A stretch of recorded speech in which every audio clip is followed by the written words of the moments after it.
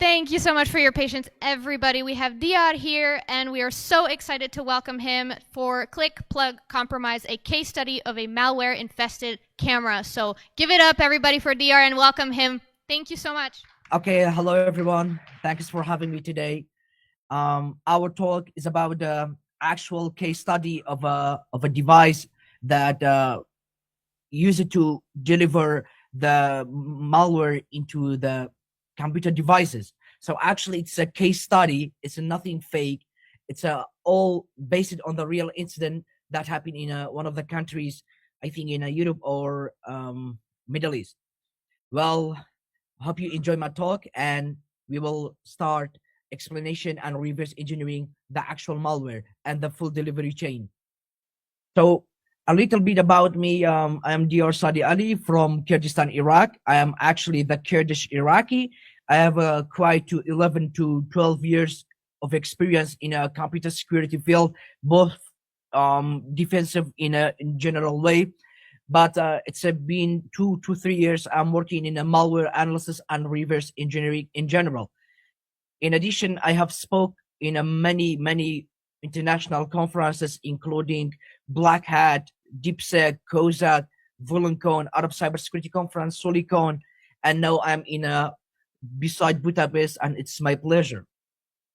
Well, how this story is started. So it's actually something unusual. One of them, my friend, posted in LinkedIn that he bought a camera devices from one of the platform called Temu, and when he attach it on their device, start monitoring and identifying suspicious stuff that happened inside the device.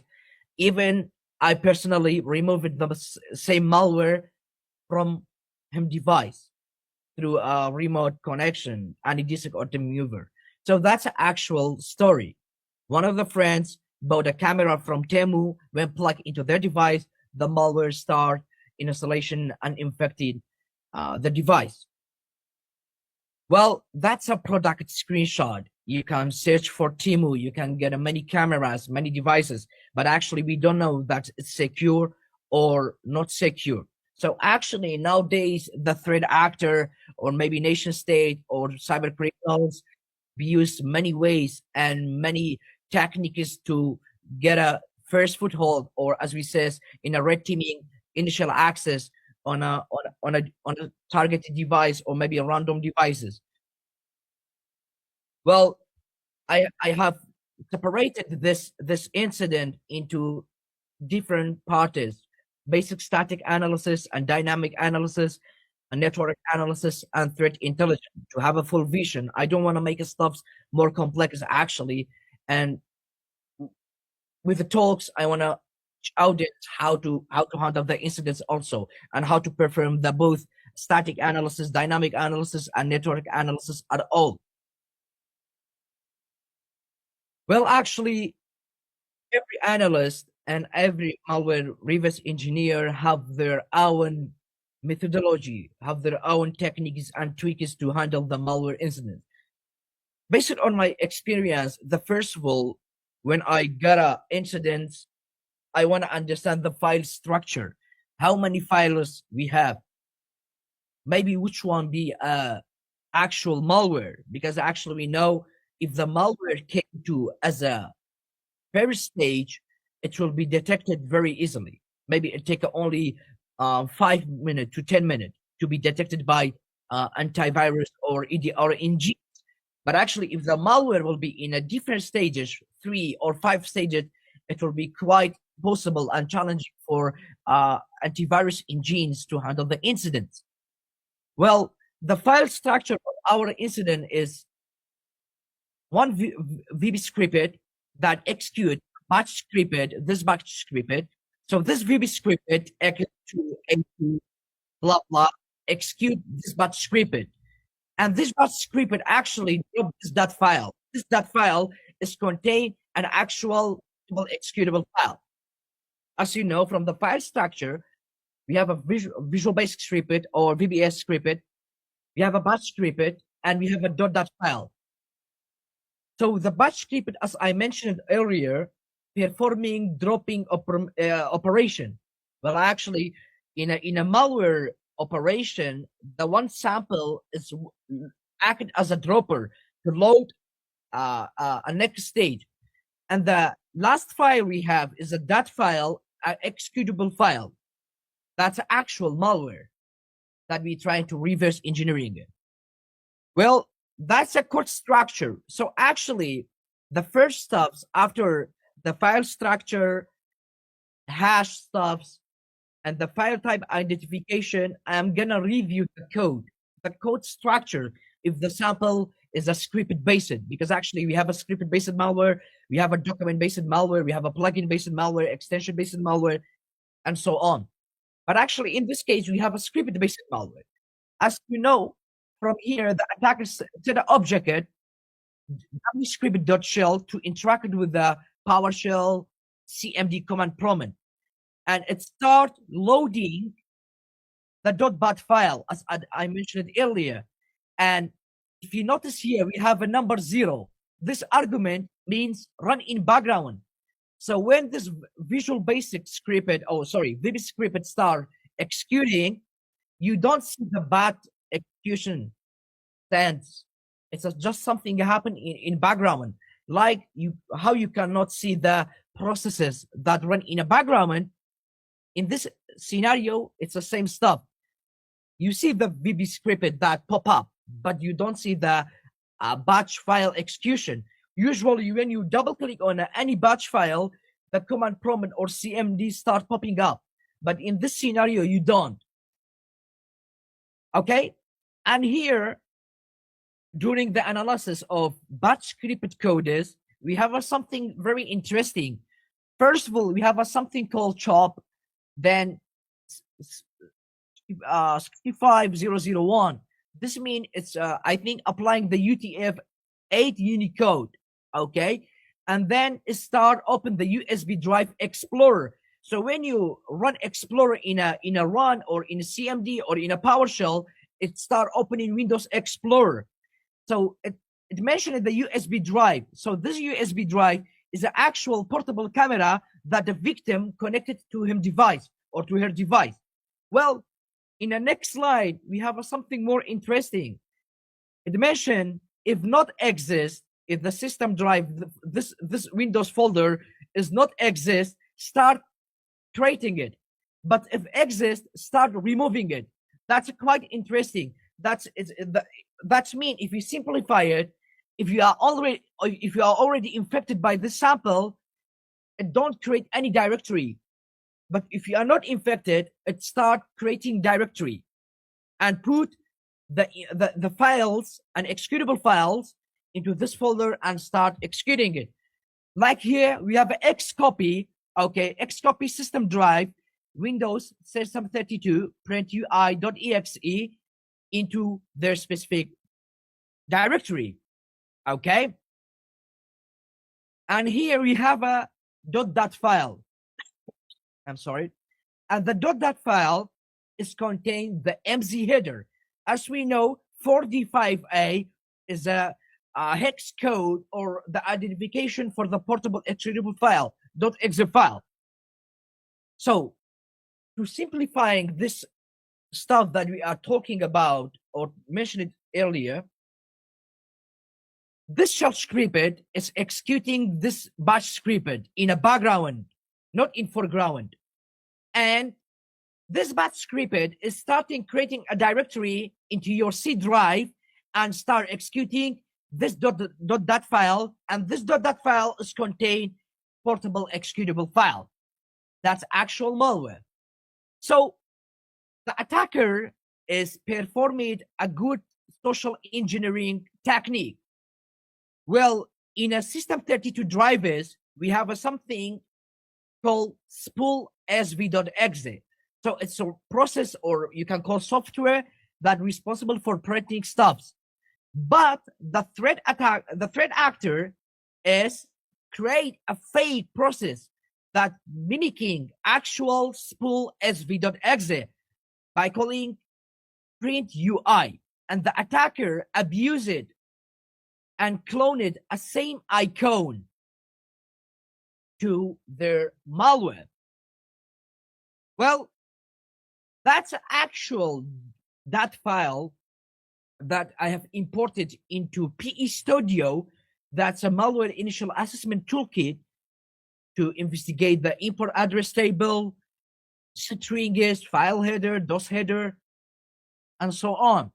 So actually, it's a MZ header. It's a MZ header, but with a DLL file. So actually the .dll, .exe, .csr, .cpl, they are all MZ header. They are all portable executable, but they start executing themselves in a different way. For example, if you have a .exe file, you just double click on it. Or if you have a .screensaver file, you are just double click on it.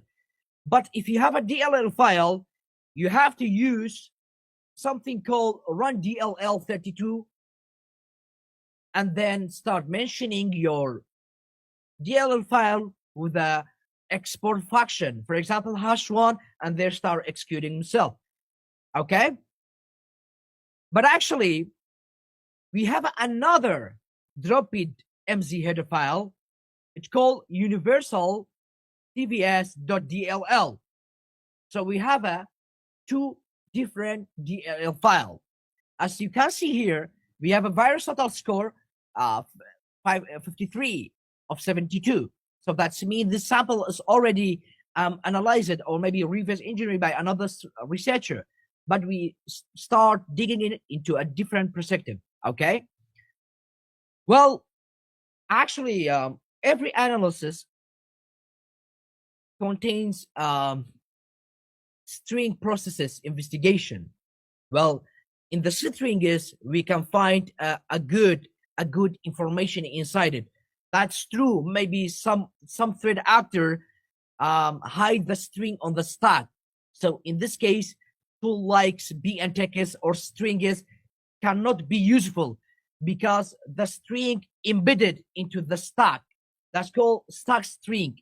Okay. In this case, we have to use a tool called flosses that developed by Mandian that deobfuscate and extract the string from the stack. Okay.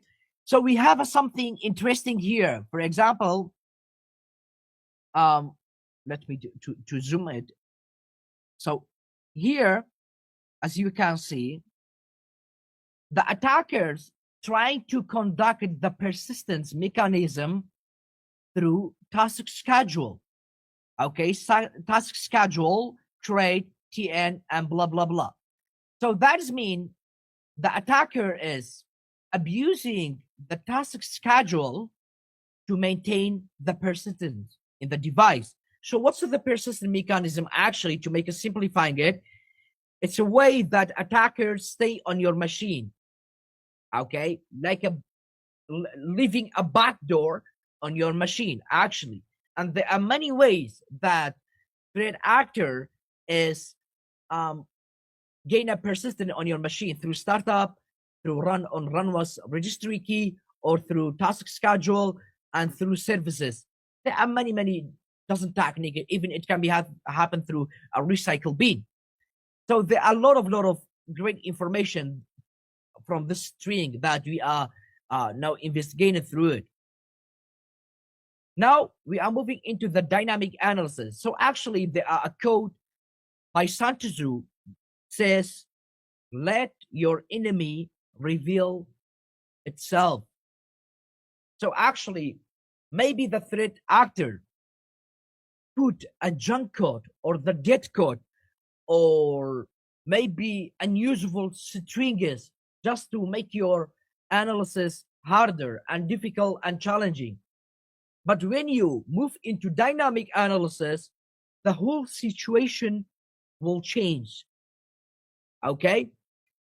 So I have started executing the sample, the batch script, and using a tool called CMD Watcher. It's a great tool for monitoring the processes. For example, when you execute the PowerShell script, it starts monitoring it, and the capture the code, you can copy it and start investigating through it. Here's something very interesting.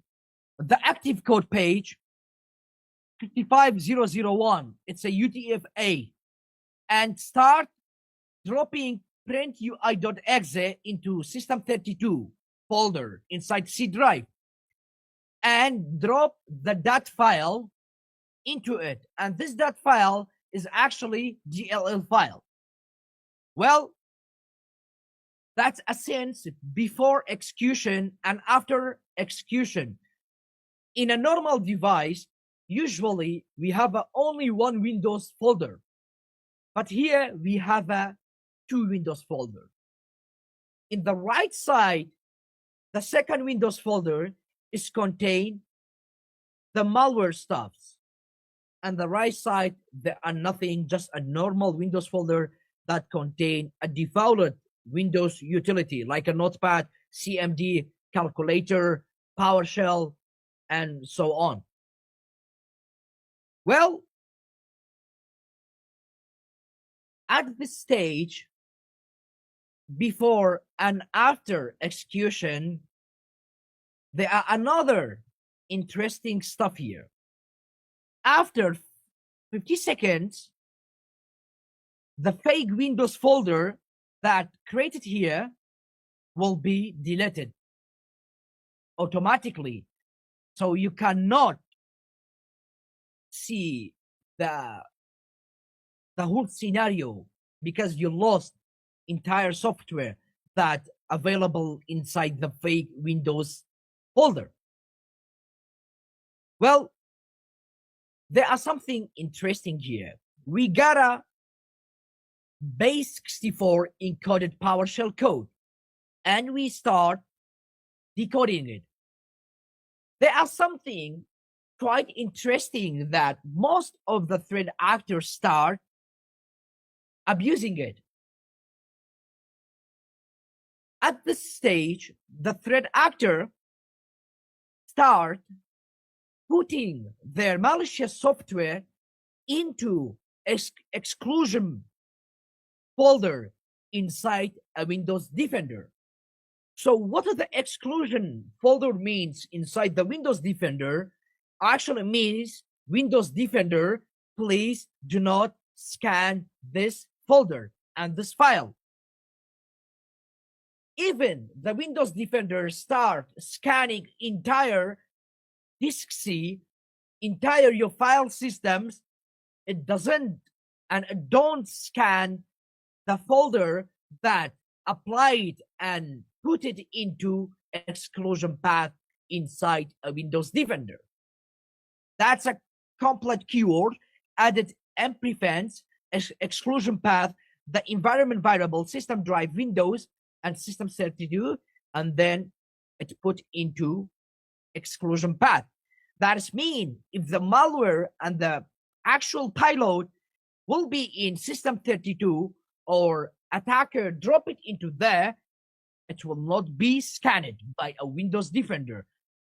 But if you use external antiviruses like ESET, Kaspersky, and Avira, so on, it starts scanning and detected the malicious payload inside system32 drive. Well, there are another interesting point here is modifying registry and creating the service. Well, from the computer HQ local machine system current control set service, we have something interesting called image path and CV host -K. That's a actual command line for CV host processes. And we have a service name called X2705, 0651, and that's an actual path. And we don't have such a service like that in a Windows operating system itself. That's something unusual. And the server state in a running state. So it's not stop it, it's not push it, it's in running state. Well, regarding to the persistent mechanism, as we mentioned earlier from the string analysis, the threat actor is abused task schedule to conduct a persistent mechanism and stay on the infected machine for the long time. Here we have something interesting. Let me zoom it. Start program C Windows System 32 console 0. As you know about it,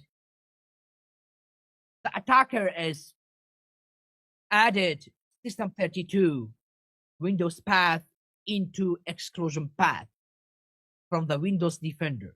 So that means it cannot be scanned. Well, we will start identifying the targeted processes. Okay, in a left side, we have the print UI.exe, that's a suspicious processes, but in a right side, we have actual legitimate processes. It's called spool fv.exe. There are something interesting here, actually, guys. If you look on the left side, you will see something interesting. C Windows, System 32, and cbhost.exe, while it's not available in actual spool sv.exe processes. Okay. And here we have a cbhost.exe processes with a different process ID, and it's normal if we have multiple cbhost processes. Actually, it's something normal, but we will start more digging it and reveal entire operation. So the DLL file, the dynamic link library file, as we are investigated earlier through the PE Studio, start injecting itself into CV host processes. As you can see, there are dozen of CV host processes here, but only one processes that communicating with the suspicious IP address. If I zoom for you, they are communicating with 40.94.31.213 and with the TCP protocol and port 18. That's mean it could be HTTP based protocol. Well, let's start doing some kind of threat intelligence and more digging into it. Well, actually, I started dive into the CP host processes and find something interesting. -o xmr e1.nanopol.org. That's mean mining stuff. Actually, the injected processes communicate with the XMR miner. So based on that, we can 100% be sure that this malware sample is a crypto miner. As you can see here. ID name, USB, CPU, hashes, and so on. And actually, there are more interesting stuffs here. The injected processes cvhost.exe is downloading additional payload. As you can see here from the string is this is mapped into memory. Okay, there are a website called unvwx.com/un1 and /uusb.dat, and there are multiple domains with a different file. As you can see in the right side, the sample start downloading, and let's start investigate that also. Well, start. I'm sorry. Okay. Yes. Okay. Here. Okay. Well, after downloading the next stage of the payload that malware is injected into CVS processes, we were gonna start some kind of the basic network analysis. Well, I have downloaded Apache DNS. So the Apache DNS is a tool, I think, developed by Mandiant to simulating the network connection. So after executing the malware, the batch script, the VBS script, it start communicating with the unvwmask.com. That's an actual website that downloading additional stage. Well, I have decided to use another tool, not Wireshark, not Charles Proxy, not HTTP debugger, a network miner. Network miner is a great tool, actually, for forensic investigation, network investigation, and so on. Well, from this .exe, and that's an MZ header, it starts communicating with the suspicious host name, xmr.eu and nanopol.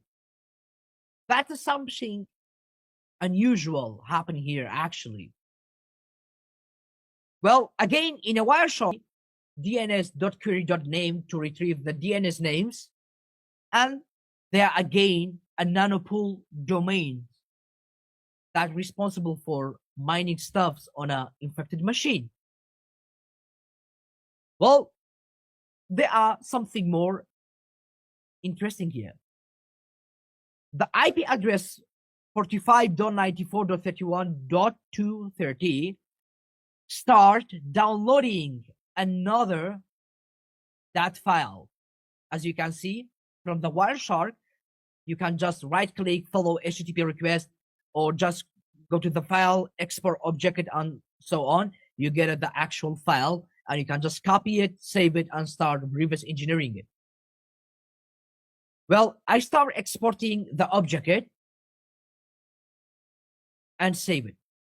And I have decided to make some kind of a threat intelligent and OSINT, open source intelligent, to make my report more comprehensive, actually. Well,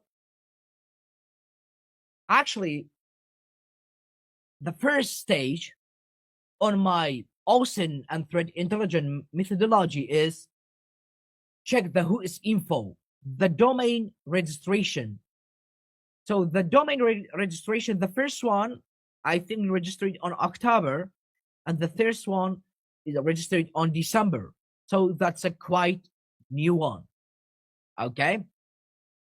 Because when I created the slide, it's not 2025, I believe. Well, check for the minor worker. Okay. So there are some platforms you can just put the minor ID and start get a graphics and analytics to have a more investigation and more workflows of your reports and your scenario and your situation. And here we have something very interesting. There are two workers. One of them called N, and the other one called Reek00. And last share is a few minutes ago. And that's the rating. And that's a full scenario that you can see from the image. Well, I don't use a VirusTotal at all because it provides a lot of false positives. Even if you try to write a simple hello world in Python and start compiling with the PyInstaller and then upload into VirusTotal, it starts detecting as a malicious file. But actually, it's not. But to be a quite legitimate report and research paper, I have uploaded that into the VirusTotal. And there are 12 detection of the domains, and there are the 8 detection to the .dat file. And the .dat file actually is communicating with the unvdwx.com and UN1 universal, blah, blah, blah, blah, and so on. That's a whole scenario and whole reports that give you a full sense about how this campaign operating. Well, I have started to conducting passive DNS and related domains through the same IP addresses. And there are some other domains that performing the same operation, like unvduel.com, unvwx.com, and mcroomage.dev. There are 3 domains that related to a same IP addresses. Well, URL scan is a great platform, is a great website for threat intelligence and OSINT. Actually, I have started to find a similar website is here to confirmation and validation for this passive DNS investigation, and that's a result. You can find different domains, different file names, and different IP addresses. Same IP address, different IP addresses, different domains for a same goal. Is the crypto mining. Well, the next domain is to download additional malicious file, unvwdx.com and unvdwdel.com. Both of them downloading malicious payload, actually. So that's a communication network diagram. I will share the slide with yours later after the conference finish. And that's a whole operation that we have from the network communication diagram. And that's an infection chain diagram that's make a whole analysis easier. So the initial purchase, one of my friends bought a camera from the Temu device, plug it into the laptop computer, and the directory automatically pop up, media directory, product name, product root directory. We have a VBS file, batch file, .dat file, the batch execution, create a file and folder in the system32, malicious executable, and so on. It's a long diagram, but contain the full chain and the full report of our investigation. And that's a MITRE attack diagram I have created for threat intelligence team, for threat team, full vision about techniques and methods that threat actors used in this campaign. And that's all about my research paper. If you have any question, if you have any tips and suggestion, you can start asking now, and I'm happy to answer. And sorry for my English. I'm not a native English speaker, actually.